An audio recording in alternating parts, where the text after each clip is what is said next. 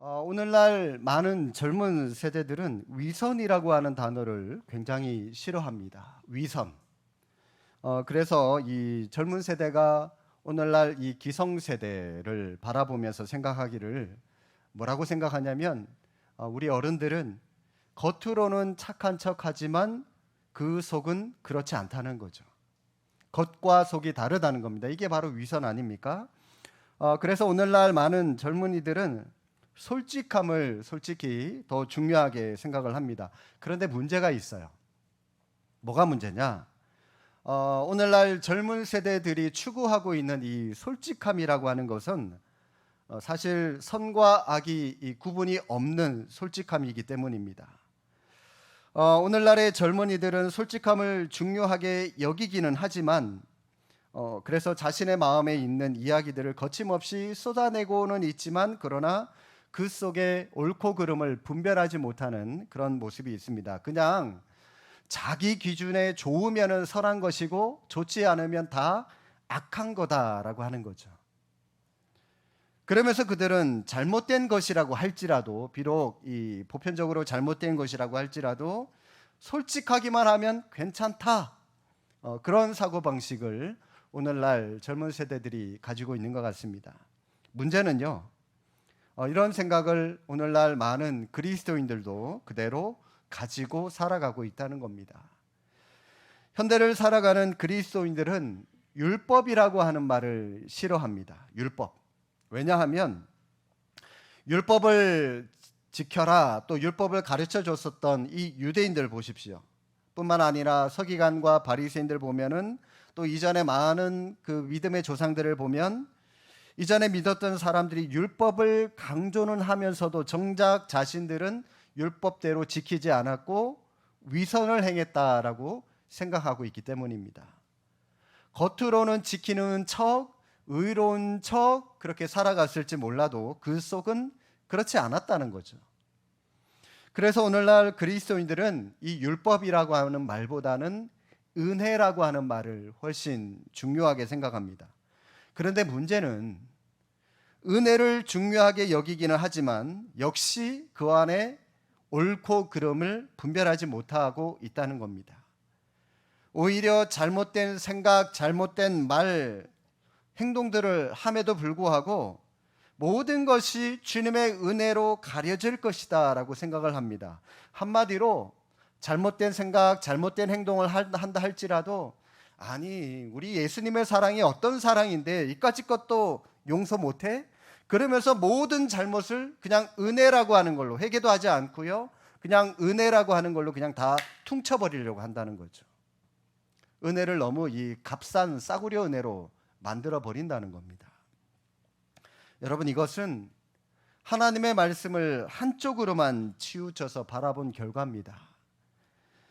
우리 하나님은 사랑의 하나님이시기도 하지만 이 죄를 손톱만큼도 용납하지 못하는 공의의 하나님이시기도 하죠. 이러한 그들에게 하나님께서 바울을 통해서 주신 말씀이 오늘 이 로마서 6장의 말씀입니다. 자, 질문으로 들어가셔서 한 구절씩 좀 집중해서 한번 살펴보겠습니다. 자, 1번 질문, 하나님의 은혜를 받은 자들 죄를 멀리해야 됩니다. 자, 1번 은혜를 더하게 하려고 죄에 거하려고 하는 생각 왜 잘못된 것이다 라고 말씀을 하시죠. 자, 2절에 보니까 이렇게 말하죠. 그럴 수 없다. 죄에 대하여 죽은 우리가 어찌 그 가운데 더 살리요.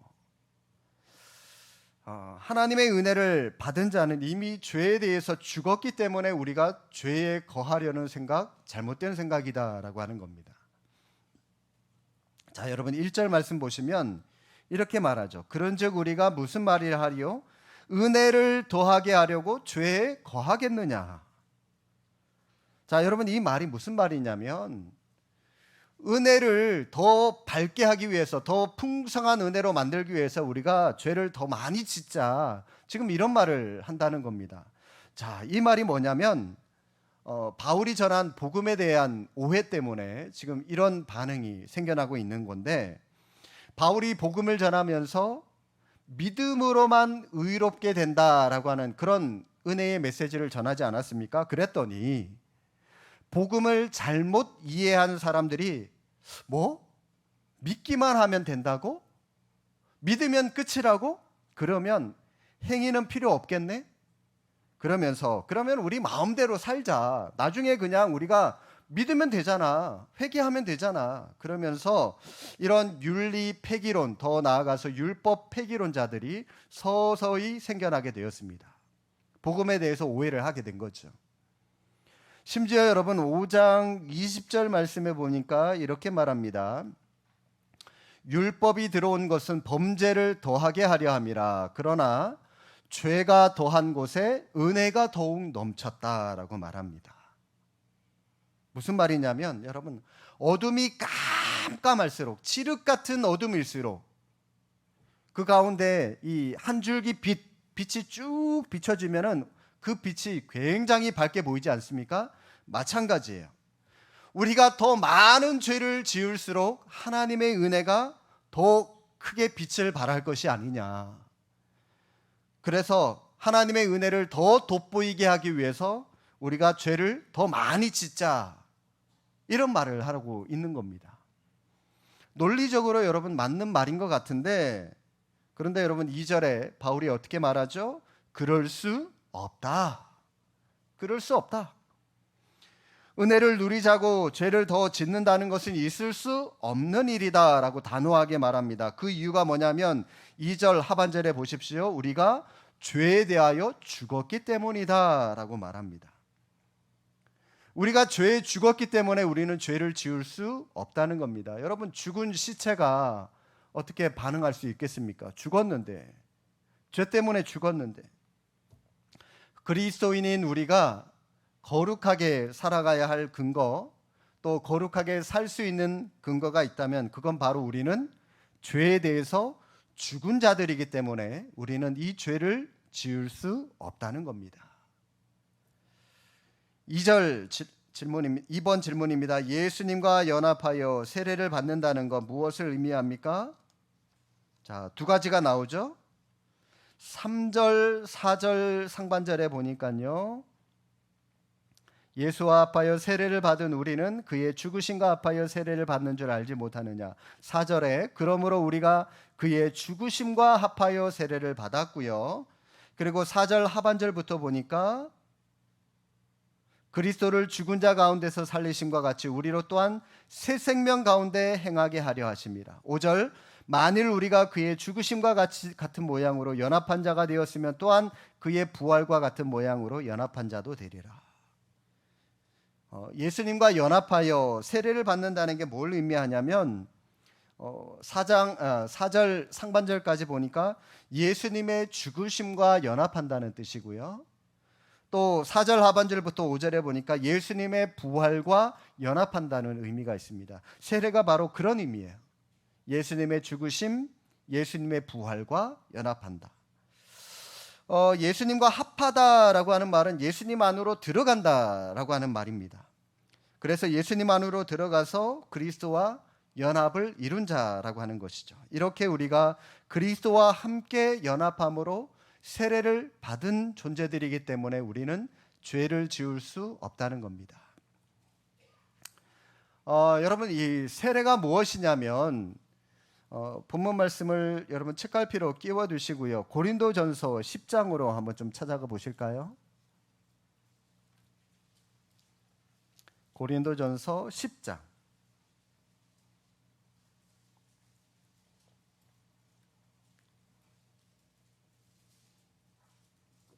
1절과 2절입니다. 자, 1절 제가 읽겠습니다. 형제들아 나는 너희가 알지 못하기를 원하지 아니하노니 우리 조상들이 다 구름 아래에 있고 바다 가운데로 지나며 2절 함께 읽겠습니다. 모세에게 속하여 다 구름과 바다에서 세례를 받고. 자, 구약의 이스라엘 백성들이 출애굽을 하면서 홍해를 건너는 장면을 지금 묘사를 바울이 기록을 하고 있는데, 그런데 바울은 이스라엘 백성들이 홍해를 건너는 이 장면을 뭐라고 말씀하냐면 2절에 구름과 바다에서 세례를 받은 것이다 라고 표현하고 있습니다. 한마디로 이 홍해 사건이 지금 세례라는 거예요. 자, 그런데 여러분, 이게 왜 세례가 되죠? 홍해, 보니까 이 구름 그리고 바다라고 되어 있는데, 구름과 바다가 물이니까 물 세례를 받은 것이다, 지금 그걸 말씀하고 있는 걸까요? 그것도 뭐 없잖아 있겠지만, 보다 더 궁극적인 의미는, 자, 여러분 한번 생각을 해 보십시오. 지금 이 상황을 세 등분으로 나눠서 생각을 해야 됩니다. 자, 일단은 가운데 홍해 바다가 있고요. 홍해 바다가 있고, 그리고 홍해를 건너기 전 저 뒤편에, 이스라엘 백성들 뒤편에 애굽이라고 하는 나라가 있고요.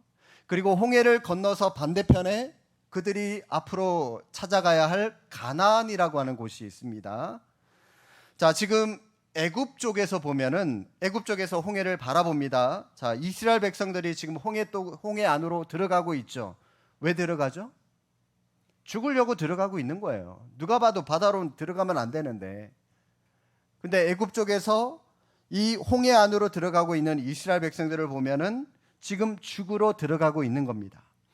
옛 사람의 시각인 애굽 사람의 입장에서 보면 다 지금 죽으러 가고 있는 거고요. 반대로 가나안에서, 지금 홍해에서 지금 밖으로 나오고 있는, 가나안 쪽으로 나오고 있는 그 관점으로 보면 한 민족이 지금 바닷속에서 살아서 나오고 있는 겁니다. 홍해를 통해서 지금 두 가지 현상이 지금 동시에 발생하고 있는 거죠.